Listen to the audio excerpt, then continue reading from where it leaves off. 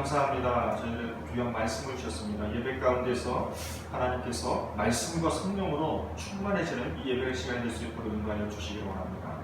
하나님 아버지, 이를 위해서 저희들의 심령이 열릴 수 있도록 인도하여 주시옵시고, 하나님 아버지, 저희들의 심령 가운데서 말씀이 심어지게 하시고 성령의 기름 부으심을 통해서 하나님 아버지, 오늘 예배가 하나님께 영광을 올려드리는 아름다운 예배가 될 수 있게 하여 주시기 원합니다. 하나님, 아울러 저희들에게 은혜가 있게 하시고 감동이 있는 예배가 될 수 있도록 주님께서 역사하여 주시옵소서. 감사드리며 살아계신 예수 그리스도의 이름으로 기도드렸습니다. 아멘.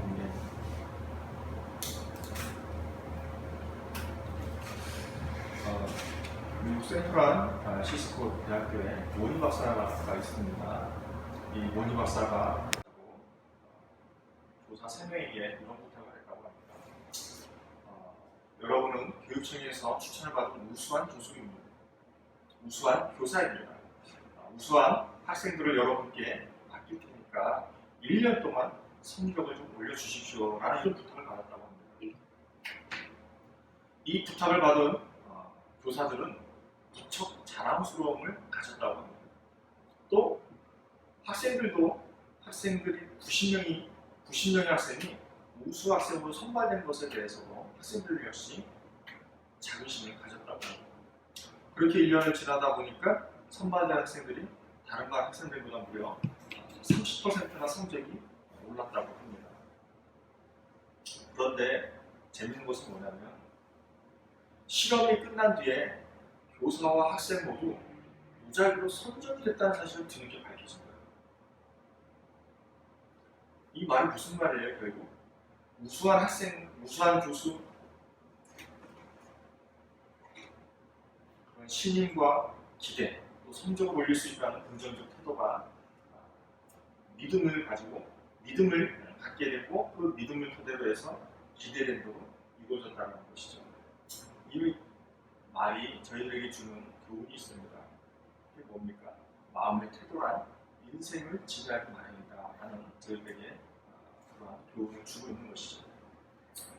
결국 환경 조건보다 더 중요한 건 무엇인가? 그것은 가치관이다 라고 말하고 있는 것입니다. 저는 이 글을 읽으면서 제가 늘 제 마음 가운데 떠나지 않는 것은 뭐냐면, 늘 마음의 태도가 중요하다. 인생에 있어서, 우리의 삶에 있어서 중요한 건 무엇이다? 마음의 태도. 이 마음의 태도가 결국 우리 변화의 중심에 자리 잡아야 한다라는 것을 생각할 수 있습니다. 또 마음의 태도가 중요하다는 것은 한 국가를 연상시키게 합니다.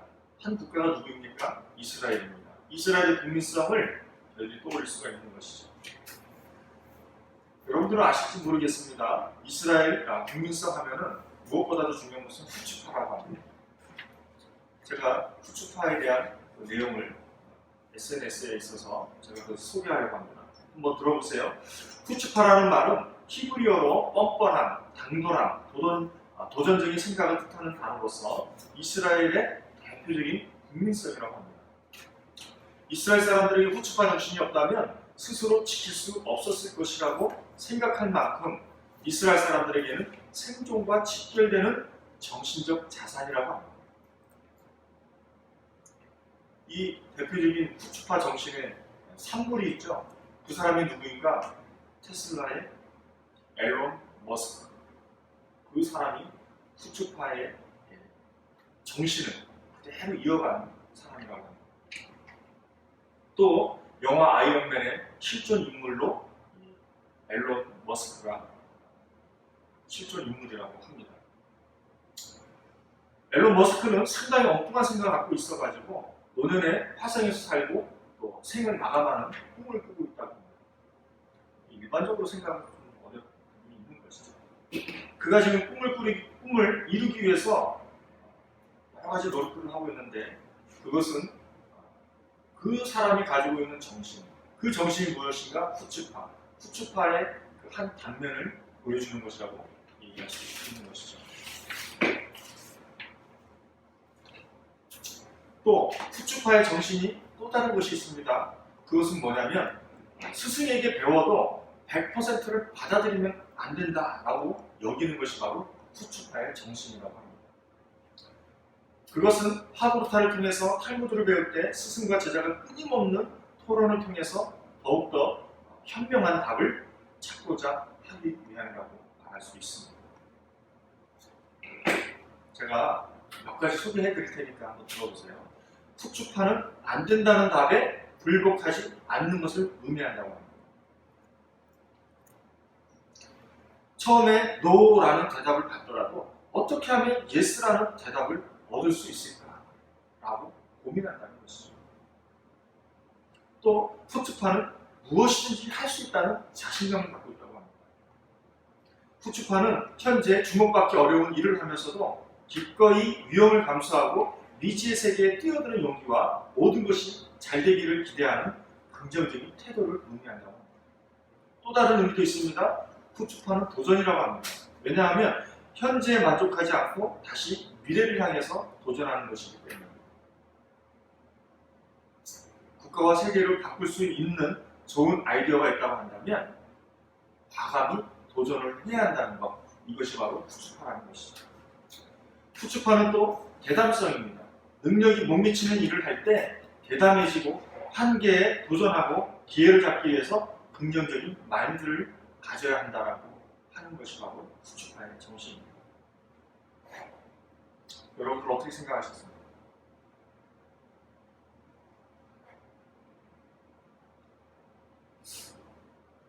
이 푸추파가 생소한 것 같지만 지금 이 푸추파의 정신이 한 조직에 적용이 되었을 때는 이렇게 얘기할 수 있죠. 어떠한 조직이 위기에 처했는데 반대 의견이 없는 것은 내부적으로 붕괴되어 있다는 증거라고 말합니다. 결국 이런 소통의 문화가 언뜻 보면 질서가 없는 무질서로 보일 수 있지만 이스라엘의 고유의 또 다른 질서라고 푸추파로 일어서라 라는 책에서 이 글이 기록되어 있는 것을 보게 됩니다. 여러분은 이 글을 통해서 어떻게 생각하고 계십니까? 이스라엘 국민에 있어서 끊임없는 변화가 있는데 그 변화의 그 중심에 뭐가 있었다? 푸추파.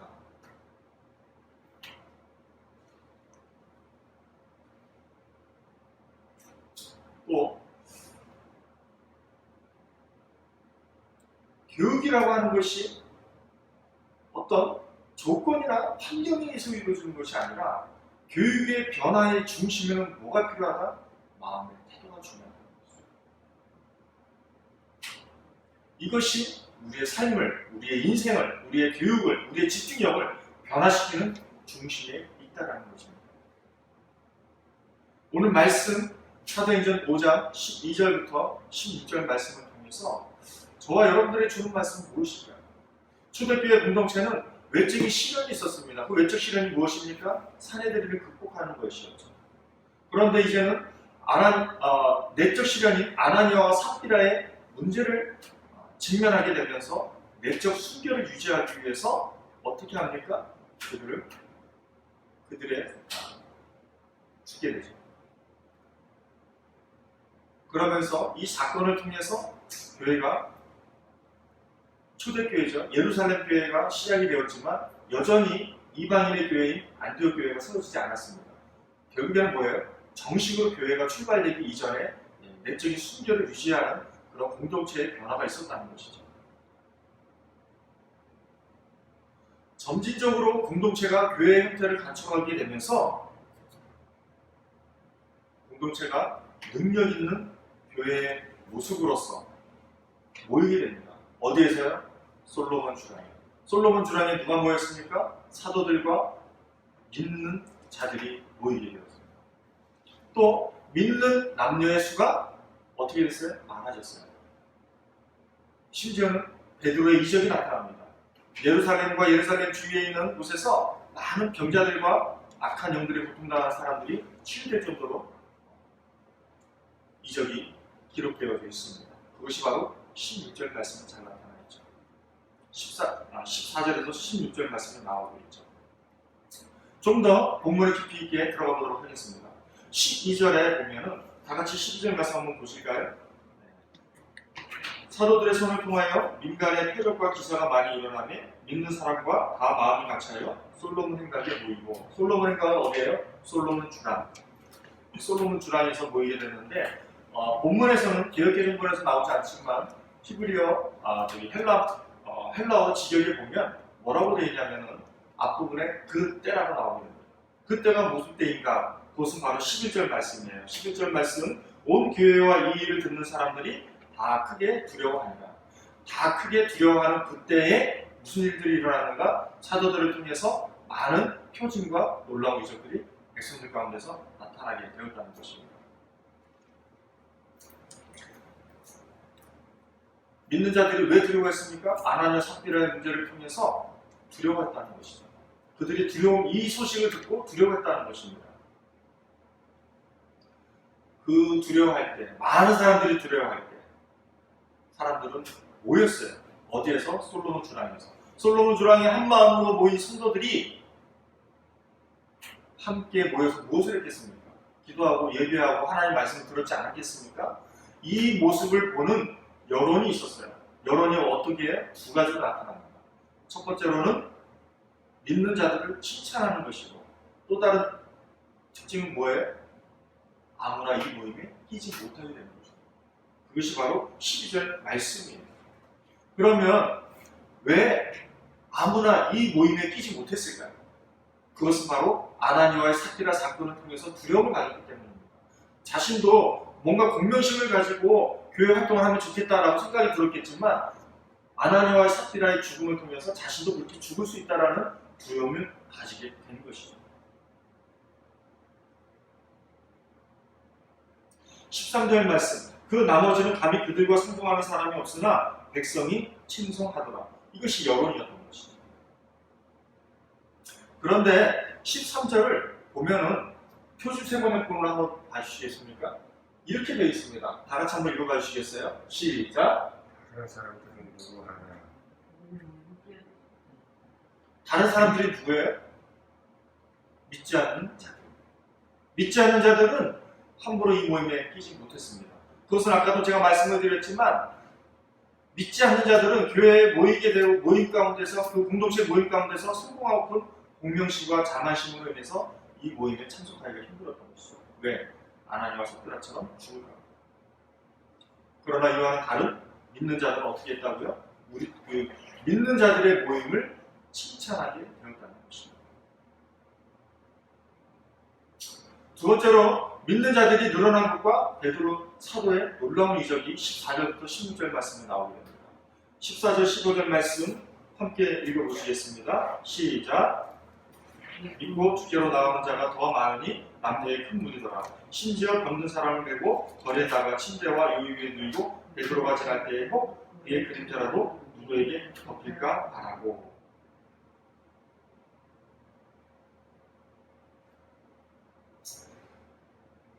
(14절) (15절) 말씀 가운데서 베드로, 저희가 주목할 것은 뭐냐면 베드로 사도의 놀라운 이적이에요. 베드로 사도의 놀라운 이적을 조금 더 구체적으로 저희들에게 알기 쉽게 표현한 성경 번역본이 있죠. 그래서 바로 표준 세번역본이에요. 15절 16절 말씀을 다시 한번 읽어봐 주시겠습니까? 시작. 심지어는 병든 사람들을 보내서 심판이나 간절히 베드로가 되었으니 또 예루살렘 만이 여러 분의 사람들이 공동체가 시기에 시달리는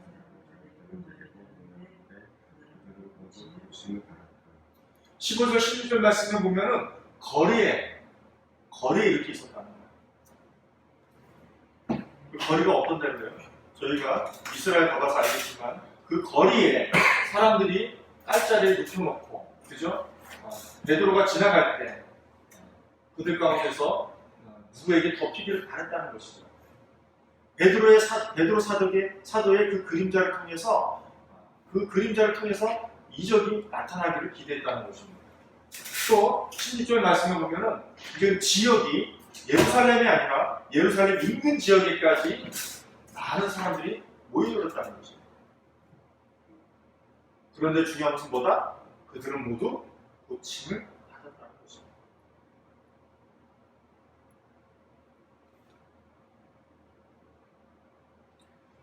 아로스 목사님이 사도행전 책을 통해서 이렇게 나타나 있어요. 이렇게 글이 써 있었어요. 저는 이 글을 여러분들에게 소개하면서 오늘 본문을 좀 정리해 보려고 합니다. 이것은 하나님의 보좌 우편에 천상 통치를 하시는 예수님이 그들을 통하여 지금도 역사하고 있음을 보여줍니다. 이로써 많은 사람으로 하여금 예수님을 믿게 합니다. 나사렛 예수는 살아계신 하나님의 아들이시요 인류를 구원하시는 그리스도시라는 진리를 확증한다. 하지만 제가 동의하는 것은 바로 이 부분이에요. 이적이 없어도 예수님은 그리스도이시다. 그는 변함없이 하나님의 아들이시며 지금도 세상을 통치하신다. 이적이 이제는 복음으로, 말씀으로 대체되었다. 복음을 들을 때는 예수님을 향한 믿음이 발생한다. 우리가 믿는 살아계신 예수님을 진심으로 따를 수 있다. 무슨 말이에요? 베드로의 이적이 없이도 예수님의 역사는 계속해서 진행되고 있다는 것을 말하고 있는 거죠. 어떤 역사? 하나님의 통치. 예수님을 통해서 세상의 통치가 계속해서 진행되고 있다는 것이죠. 저는 이 말씀을 정리하면서 이 본문을 묵상하면서 이런 생각이 들었습니다. 도대체 본문은 당시 공동체를 통해서 무슨 말을 하려고 했기에 이 말씀을 주셨을까? 저는 이 문제를 가지고 곰곰이 생각을 해봤을 때에 당시 초대교회 성도들은 안팎으로 시련이 있었습니다. 어떤 시련이 있었습니까? 아나니아와 삽비라의 그 교회 내부적인 그런 공명심을 갖고 있는 사람들이 많이 모이니까 힘들었겠죠. 그것은 하나의 시련이었을 것입니다. 또 외적으로는 사내들이 공회에 핍박이 있었습니다. 이 핍박 가운데서 오늘 말씀을 통해서 당시 교회 공동체의 성도들에게 분명히 위로와 격려를 해주고자 하는 메시지가 있었을 것입니다.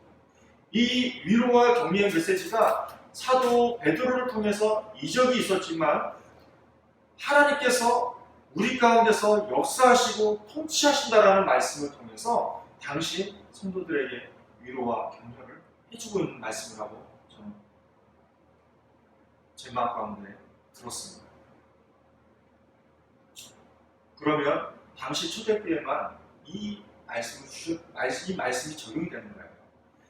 예수님의 놀라운 이적과 통치가 당시 성도들에게 변화 가운데 중심이 되었다고 한다면 이 시대에 있어서 현재 우리 시대에 있어서 우리 가운데에 적용이 되어지는 그런 변화의 중심이 무엇이냐라는 것이죠. 저는 제 개인적으로 적용을 이렇게 해보았습니다. 저는 어제 커피숍에 있으면서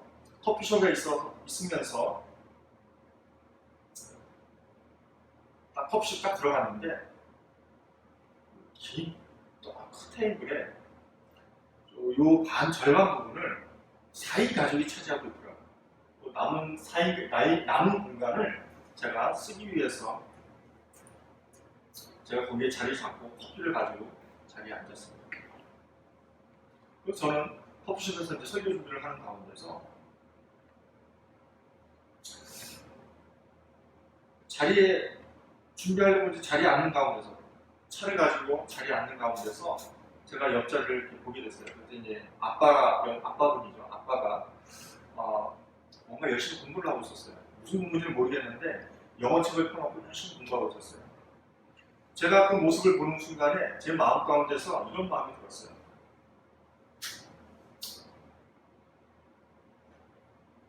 열등감이 들었어요. 저는 영어만 보면 열등감이 들어요. 그리고 저는 이 열등감을 통해서 제 자신이 자꾸 초라함을 또 느끼게 돼요. 이 열등감의 배경이 무엇일까? 저는 학창시절이 굉장히 불안정한 정서를 가지고 학창시절을 보냈습니다. 열악한 가정환경으로 인해서 또 부모님의 불안정한 생활들로 인해서 저에게 정서적으로 굉장히 많은 두려움과 불안을 줬고 이 두려움과 불안을 통해서 저는 공부를 집중할 수가 없었어요. 그러다 보니까 제가 중고등학교 학창시절은 거의 어두운 자체입니다.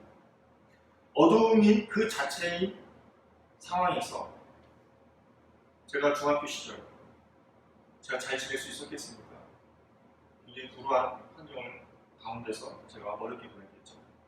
그러다 보니까 집중력이 결여가 되고 집중력이 결여가 되니까 성적에 공부를 집중할 수가 없었어요. 그러다 보니까 저는 늘 하위권이었어요. 어떻게 하위권이었는가? 뭐 막말로 얘기하면 학교 못 나온 애들 있잖아요. 걔네들은 기본적으로 꼴찌일 거 아닙니까? 또 학교는 나왔지만 잠만 자는 애들이 있어요. 걔네들 빼고는 제가 그 다음에 성적을 차지하고 있어요. 그 정도로 제가 하위권을 메는 거였어요. 그리고 나서 제가 고등학교를 진학할 쯤에서 제가 어머님하고 아버님한테 찾아가서 제가 공부를 안 하고 더 이상 대학교 진학은 하지 않겠다. 원래 제 꿈이 무엇이었는가? 대기업에 입사해서 멋진 셀러리맨이 되는 것이 제 꿈이었어요. 그런데 고등학교를 진학하게 되면서 제가 대학을 포기하기 때문에 저는 대기업에 입사하고자 하는 꿈은 포기를 했죠. 고등학교 진학하면서 제가 이래서는 안 되겠다 싶어가지고 취업을 해야 되니까 어떻게 했겠어요? 열심히 공부를 해야 되겠어요. 열심히 공부를 하면서 그래도 반에서 상위권을 유지하고 전교에서도 상위권을 유지하는 실력을 갖게 되었어요. 그러면서도 불구하고 저는 영어에 대한 늘 갈급함이 있었지만 공부를 통해서 그 영어에 대한 그 갈급함을 해결하지 못했어요.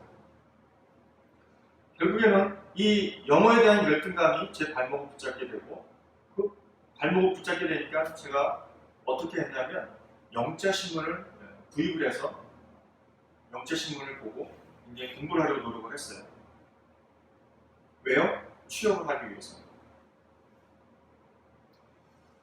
그런데 제 영어 실력은 크게 늘지도 않았고 그러면서 저는 고등학교 졸업할 즈음에서 은행과 대기업에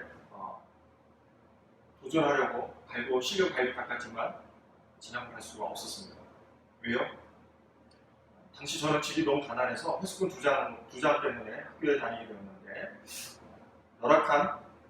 열악하고 가난한 가정환경 때문에 부모님이 선생님을 찾지 못하다 보니까 부모님이 선생님을 찾아온 아이들은 실력이 안 되었는데도 대기업하고 이런 데 다 취업을 했어요. 근데 저만 못한 거예요. 저는 실력이 있었음에도 취업을 못한 것이죠. 그러다가 제가 입사하고픈 대기업은 못 가고 결국은 어디로 갔느냐? 은행도 못 가고 결국에는 외국어대학교라는 대학교에 취업을 하게 됩니다. 요즘 말로 말하면 이제 비정규직 8년을 거기서 생활하게 되면서 나름대로는 특수신분을 갖게 되다 보니까 군대 문제도 외대 안에서 해결이 되고 그러면서 대학 문제도 어느 정도 이제 해결이 되는 듯 해서 제가 그때쯤에서 새로운 꿈을 꾸게 됩니다. 새로운 꿈이 무엇인가? 그것은 제가 회사 사장이 되는 것이었습니다. 그래서 저는 아버지가 운영하던 프로덕션의 맨 밑바닥으로 그걸 이제 어시스트 디렉터라고 해서 맨 밑바닥에서 굳은 일을 다 하게 돼요. 왜냐하면 당시에는 이제 도제식이 많이 이루어졌어요. 근데 저희 아버지가 그래도 많이 일을 하셨기 때문에 저는 밑에서 도제식으로 말도 안 되는 일을 해가면서 산전수전을 겪다가 결국 나중에 이제 피부로 입봉할 쯤 되니까 어떻게 됐을까요? 회사가 망했어요. 회사가 망하게 되면서 결국에는 또 저는 어두움이라는 새로운 터널을 통해서 지금의 자리까지 이르게 되었습니다. 제가 무슨 얘기를 하려고 하는 것입니까? 제 자랑하려고, 제 불우했던 환경을 얘기하려고 했던 것이 아니라 열등감이라고 하는 그런 변화가 열등감이라고 하는 그 제 학창 시절을 통해서 변화가 있었다는 것이에요. 신앙이 있었음에도 불구하고 하나님 중심으로 하나님께 집중하는 것으로 인해서 변화가 이루어지기보다는 열등감으로 인해서 자꾸 뭔가가 변화가 이루어졌다는 거예요. 그러다 보니까 어둠이 있고 그 어둠 가운데서 제가 성장하지 못하는 그런 상황이 발생이 되는 것이죠. 그러다가 그 열등감이라는 그 상황 가운데서 반전이 이루어지게 됩니다. 제가 청년의 때 하나님께 집중하리라, 하나님께 승부하리라, 뭘로? 예배로. 그 변화의 중심이 열등감이 아니라 예배로 대치가 되는 순간에 어두움의 긴 터널이 끝이 나고 새로운 시대가 시작이 되었다는 것입니다.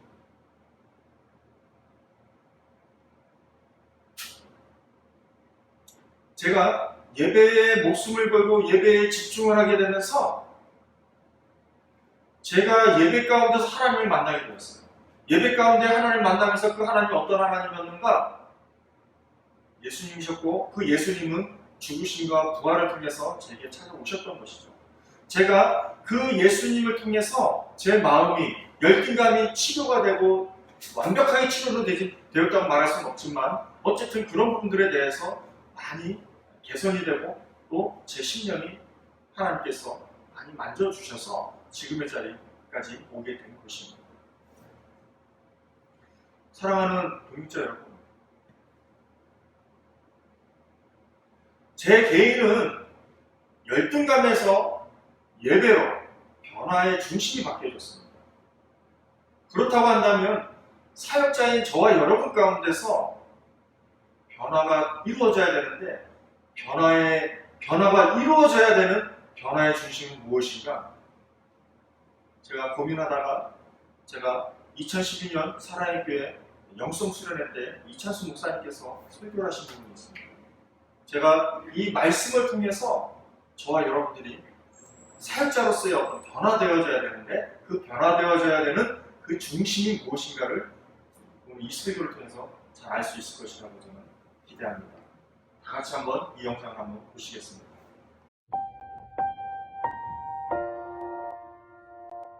무슨 청년들 데리고 성경 공부만 하면은 세계 복음화, 아프리카가 나를 부른다, 조국 통일, 민족 복음화 떠드는데 손에 물맷돌이 없어요.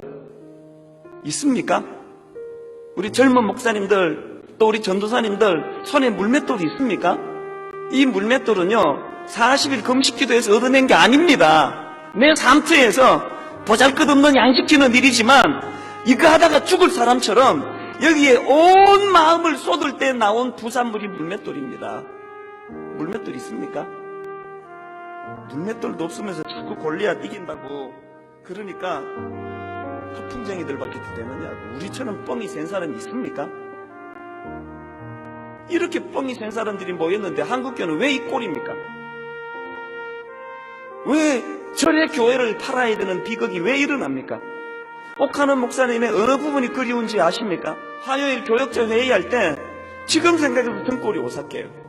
한 번도 옥하는 목사님이 야, 이 목사 너 고등부에 숫자가 안 넣냐? 이걸 가지고 한 번도 말씀하신 적이 없습니다. 목사님이 불같이 화를 내실 때는 언젠지 아십니까?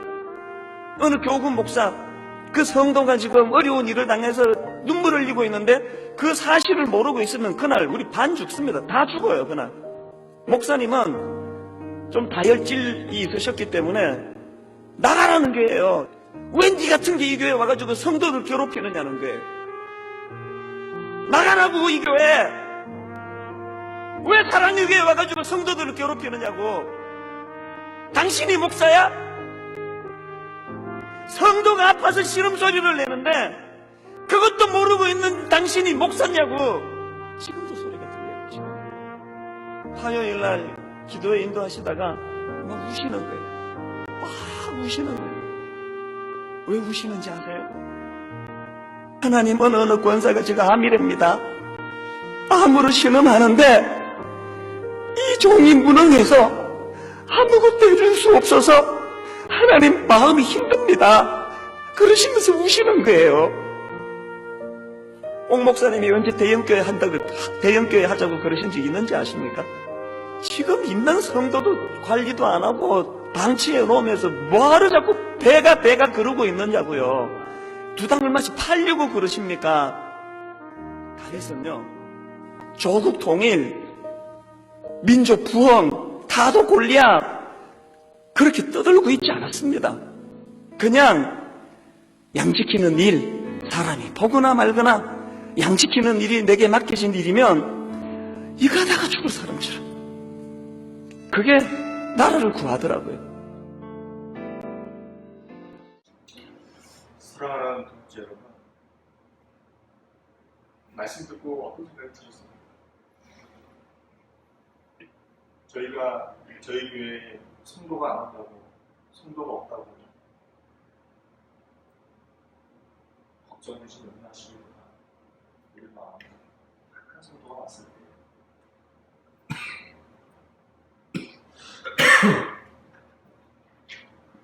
그 성도를 우리가 얼마만큼 사랑하고 얼마만큼 그 양을 돌볼 수 있느냐가 중요한 것입니다.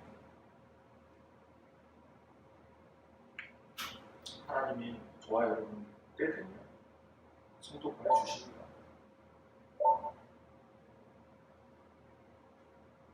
저는 여러분들과 함께 나누고 싶은 것은 우리 바리길 교회의 변화의 중심이 무엇이냐? 예수님 맞죠? 그리스도의 죽으심과 부활 틀린 거 아닙니다. 그러나 여러분들이 그 하나님의 심장인 하나님의 사랑,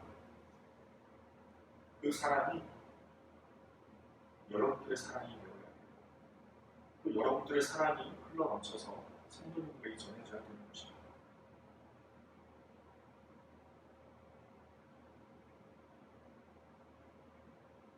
저와 여러분들의 그 사랑이, 예수님의 사랑이 저와 여러분들의 이 공동체 안에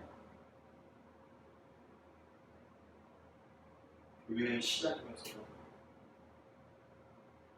목회의 시작이면서도 또 성도들과 함께 소통하는 그 시작이면서도 끝이기를 원합니다. 저와 여러분들이 한 성도가 아프다고 했을 때 그 성도를 위해서 가슴 아파하면서 우리들의 무능을 통회하고 자극하면서 그들을 중보하고 그들을 사랑하고 보듬어 줄 수 있다. 큰 교회를 이루지 않는다 할지라도 저희가 적어도 이 사랑공지를 품고 섬길 수 있는 것이 아니겠습니까?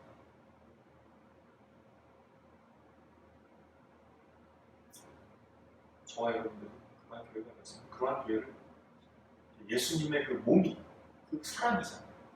사랑을 실현할 수 있는 저와 여러분들이었으면 좋겠습니다. 기도하겠습니다.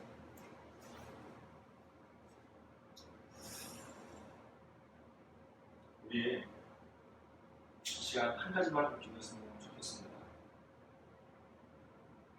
우리가 함께 우리 바리길 교회가 방향성을 설정을 했습니다.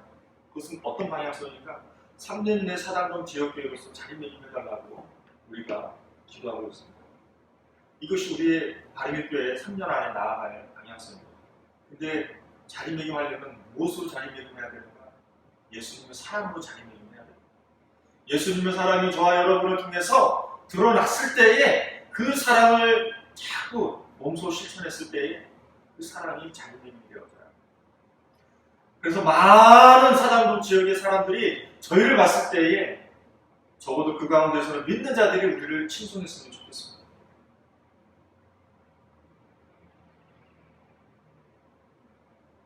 또 그것 때문에 믿지 않는 자들이 함께 우리 모임에 했으면 좋겠습니다. 이 변화의 중심이 무엇인가? 그 사랑은 무엇으로 구현되는가? 성령의 놀라우신 역사하심으로 구현되기를 원합니다. 이를 위해서 함께 기도하겠습니다. 다 같이 기도하겠습니다.